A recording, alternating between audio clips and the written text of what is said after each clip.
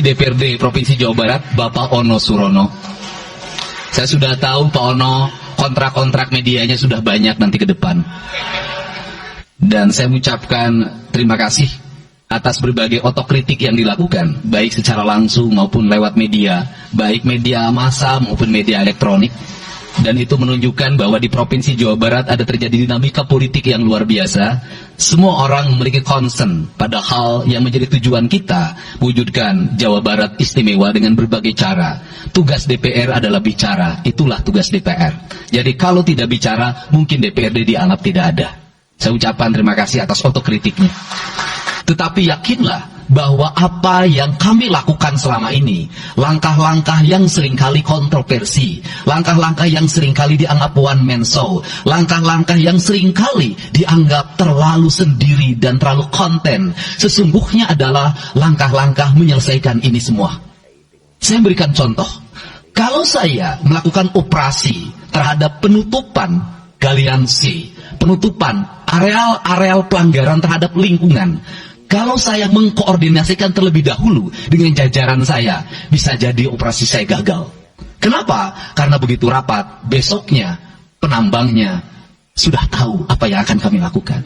Sehingga kejutan-kejutan itu dilakukan untuk memberikan efek kejut. Dari efek kejut itu melahirkan viral. Dari viral itu melahirkan atensi. Yang pada akhirnya hari ini Jawa Barat, seluruh penambangan liar bisa diselesaikan secara hukum. Dan Kapolda memberi atensi yang sangat tinggi. Hari ini Jaksa Agung memberikan perintah kepada Kejaksaan Tinggi untuk melakukan proses pidana bagi siapapun yang melakukan pelanggaran lingkungan dan memberikan kerugian bagi kepentingan masyarakat. Yang kedua, saya sampaikan juga mengenai bagaimana melakukan penanganan terhadap berbagai problem lingkungan yang terjadi. Nilai tukar petani yang menurun, kemudian musibah bencana alam yang tidak berhenti.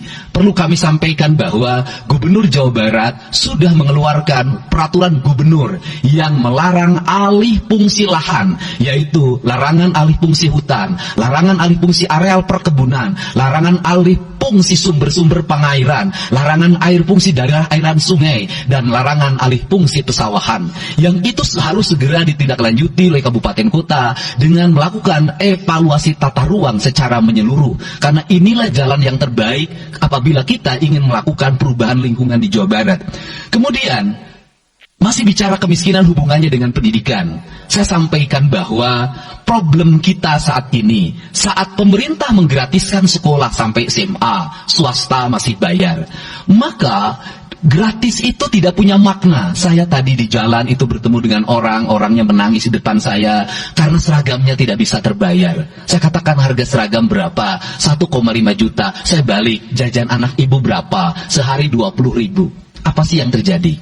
Yang harus diperbaiki bukan hanya pemerintah, tetapi juga masyarakat harus diperbaiki. Apa yang harus diperbaiki? Ke sekolahnya harus selalu gratis, tapi biaya konsumsi anaknya selalu diikuti. Apa artinya gratis? Kalau bekal ke sekolah 50.000 per hari. Negara mengeluarkan biaya, tapi orang tua mengeluarkan biaya. Maka kami sudah mengeluarkan surat edaran. Yang surat edaran itu sesungguhnya sebagai upaya sistematik dan menyeluruh sampai tingkat pendidikan dasar, walaupun itu bukan kewenangan gubernur. Tetapi dari sisi surat edaran gubernur bisa dijadikan landasan bagi para bupati dan wali kota membuat surat edaran yang sama. Apa sesungguhnya yang menjadi alam pikiran saya? Alam pikiran saya, kemiskinan terjadi bukan hanya pada persoalan menurunnya pendapatan, tetapi kemiskinan terjadi yang paling besar adalah karena meningkatnya biaya hidup. Biaya hidup yang tinggi misalnya di sekolah, biaya studi tour, biaya perpisahan, biaya outing kelas, dan berbagai biaya wisudaan, itu adalah biaya yang tinggi dalam pendidikan. Untuk itu, apa yang dilakukan oleh orang tua ketika membelanjakan untuk kepentingan itu? Mereka pinjam bank emok, mereka pinjam bank keliling, mereka pinjam bank pinjol, mereka pinjam NBK, dan mereka pinjam bank Pancasila. Menghentikan ini sesungguhnya, saya lagi menghentikan mereka tradisi meminjam uang dalam keadaan terdesak pada para rentenir. Dan ini strategi untuk menurunkan kemiskinan. Kemudian yang berikutnya adalah perhatian ketika rakyat sakit. Maka pemerintah harus cepat hadir menangani. Kenapa? Karena orang bisa jatuh miskin ke dalam jurang yang lebih dalam.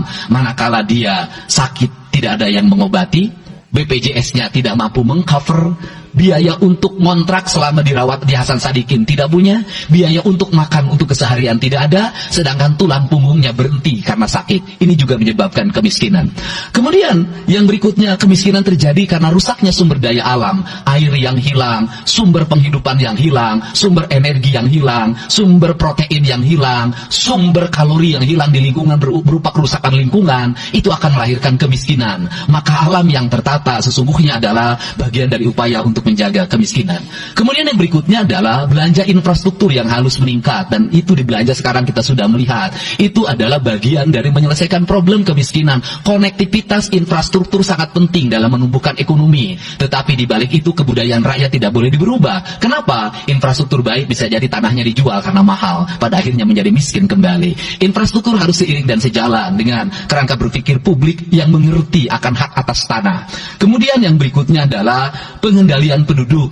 Booming penduduk di Jawa Barat relatif besar. Untuk itu harus dibuat berbagai upaya untuk menyelesaikan problem kependudukan. Saya berkali-kali bercerita bagaimana di Majalengka saya bertemu dengan sebuah keluarga yang tinggal di kontrakan, yang ayah dan ibunya tidur ketika jam 11 siang, dan anak-anaknya berjualan di alun-alun. Jumlah anaknya 11, dan ketika saya berkunjung ke tempat kontrakannya sudah hamil lagi yang ke-12. Ini problem. Dan itu saya kemudian di Cirebon, saya berkunjung pada sebuah rumah yang listriknya baru dinyalakan lewat program Provinsi Jawa Barat.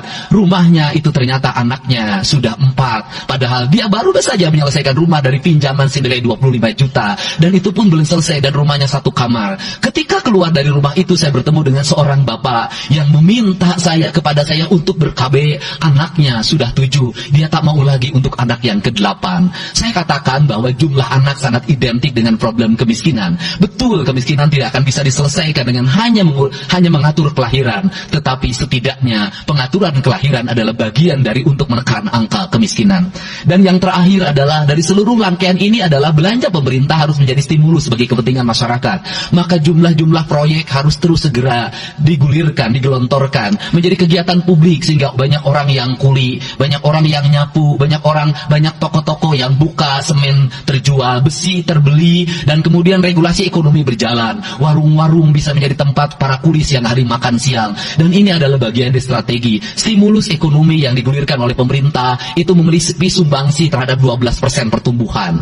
Dan yang terakhir adalah investasi. Investasi itu modalnya ada 3. Yang pertama adalah konektivitas infrastruktur, ketersediaan jaringan air bersih. Kita jujur hari ini saya sampaikan ke DPRD, banyak perusahaan-perusahaan yang masih menggunakan air bawah tanah tapi tidak berizin. Bayar pajak tidak, jalan terus. Karena kalau dihentikan mereka pabriknya berhenti. Setelah itu apa? Mereka menjadi objek pemerasan beberapa pihak dalam setiap bulan karena dianggap melanggar perda. Tetapi kalau juga mereka dihentikan, maka pabrik itu berhenti. Dilema itu harus segera diselesaikan. Caranya bagaimana? Caranya adalah pemerintah provinsi melalui Bapeda hari ini harus segera merancang daerah-daerah yang menjadi kawasan industri, harus dibangun fasilitas infrastruktur jaringan air bersih dalam bentuk investasi pemerintah, sehingga nanti dikoreksikan dengan PAM-PAM atau PDAM di setiap kabupaten kota secara terkoneksi. Dan ini jalan bagi kita menyelamatkan lingkungan dan mendorong pertumbuhan PDAM di setiap kabupaten kota. Karena apa? Karena angka pembayaran yang dilakukan oleh industri jauh lebih baik dibanding angka rumah tangga dan angka-angka layanan sosial lainnya. Itu yang pertama. Yang kedua adalah tumbuhnya iklim investasi di mana masyarakat merasa nyaman, investor merasa nyaman ketika perizinannya cepat. Saya memberitahukan ya bahwa di Indramayu ada pabrik sepatu yang selama 2 tahun tidak mau buka hanya karena perizinan lingkungan hidupnya belum kelar. Saya ngambil langkah pasang badan, lakukan pembangunan karena itu menyerap 8.000 tenaga kerja. Kemudian di Cirebon juga seperti itu, banyak perizinan yang menggantung bertahun-tahun. Hari ini saya janjikan dalam 1 bulan ini seluruh perizinan di Jawa Barat tuntas dan selesai. Dan saya meminta kepala BPM TSP menjadi VR pemerintah Provinsi Jawa Barat untuk senantiasa tiap hari melihat data dan dokumen di setiap kabupaten kota, mana yang terlambat, mana yang mengalami hambatan. Kemudian yang berikutnya adalah kenyamanan dalam berusaha. Kenyamanan dalam berusaha adalah keterangan para investor dan lingkungan masyarakat terhadap berbagai aksi gangguan dari orang yang mengatasnamakan diri preman. Untuk itu hari ini kita cukup bersyukur di Jawa Barat, Peristiwa ini sudah hampir tidak ada. Kapolda kalau dengar ada preman hari ini turun, termasuk ke Garut, dengar ada preman Kapolda turun. Ini semua stakeholder sudah bergerak dengan baik, layanan investasi sudah berjalan dengan baik. Tinggal satu lagi hambatan investasi adalah masyarakat menaikkan harga tanahnya luar biasa. Kasus BYD, kenapa mengalami hambatan sekitar 20 hektar masih belum terbebaskan? Karena rakyatnya hari ini meminta 3 juta rupiah per meter. Padahal di situ dulu 150.000, itu pun jarang yang beli. Ini problem kita. Apa peran gubernur saya sampaikan? Peran gubernur bukan hanya mendorong bagaimana investasi berjalan melalui mekanisme administratif. Saya sampai turun untuk mijitin orang yang jual agar mau jual. Dan sudah ada beberapa yang berhasil saya rayu, saya dekati dengan harga. Itu pun tidak terlalu rendah, harganya 1,1 juta. Itu sudah paling murah. Ini yang terjadi di Jawa Barat hari ini. Tidak mudah mengelola sebuah wilayah yang begitu luas, tidak mudah mengelola sebuah daerah yang kabupaten kotanya sudah otonom. Diperlukan pendekatan-pendekatan seorang ayah pada anak-anaknya. Sehingga hari ini saya di Provinsi Jawa Barat, saya tidak memposisikan gubernur. Saya kadang memposisikan menjadi ketua RT, saya kadang memposisikan menjadi ketua RW, saya kadang memposisikan menjadi kepala desa. Kenapa? Karena warga ini perlu disentuh dengan pendekatan emosional yang kebapaan, bukan pendekatan struktural. Untuk itu saya yakin bahwa forum ini adalah forum kebahagiaan bagi kita semua. Kita sudah bisa menyelesaikan 2 agenda besar. Semoga ini menjadi kado terindah bagi masyarakat Jawa Barat. Insya Allah kami akan menjalankan pemerintahan dengan baik. Apa yang kami susun, apa yang kami rancang, dan apa yang kami kerjakan adalah semuanya kami dedikasikan untuk kepentingan masyarakat Jawa Barat. Yang terakhir kami sampaikan juga bahwa kami kemarin sudah melapas 273 anak-anak yang mengikuti pendidikan di Dodik Rindam 3 Siliwangi. Hasilnya bisa dilihat secara terbuka di berbagai tayangan. Air mata tidak akan bisa membohongi kejujuran rakyat dan anak-anak itu. Dan saya sampaikan, hari ini ada 13 orang anak yang tinggal di rumah dinas gubernur. Pada saat yang lain orang tuanya datang menjemputnya, dia menangis. Tak ada satupun orang tuanya yang datang. Seorang menjadi anak yang terbuang. Dan akhirnya saya memutuskan mereka untuk sekolah di Bandung dan tinggal bersama gubernur Jawa Barat. Ini cara kita menyelesaikan. Saya ucapkan terima kasih pada semuanya. Semoga kebahagiaan menyertai kita semua. Dan saya yakin setelah kegiatan ini kita akan walkout secara bersama-sama. Wallahu muwaffiq ila aqwamit thoriq. Assalamualaikum warahmatullahi wabarakatuh. Sampurasun. Sekali merdeka tetap walk out secara bersama-sama.